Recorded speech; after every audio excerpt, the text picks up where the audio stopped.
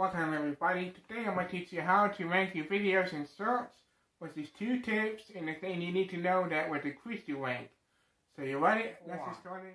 Tip number 1 is your SEO. This is your title, description, and tags.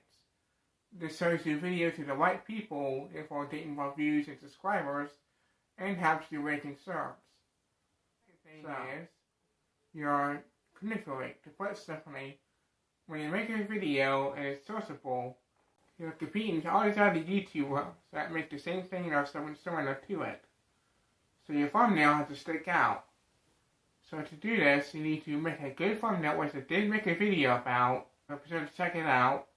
And when you do that, it makes it easier for them to click on it, more appealing. It increases your click-through rate. And this helps you rank in search. Now, the thing that will decrease your rank, even though you do rank in search, is poor audience retention.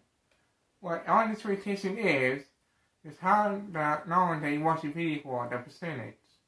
If it's a very low percentage, then your rank will decrease. I know this because it happened to me. So, that's what I'll let you know. Small YouTuber to small YouTuber. Now, if you want to see how to get views on YouTube, then be sure to check out this end screen coming up, and be sure to subscribe too.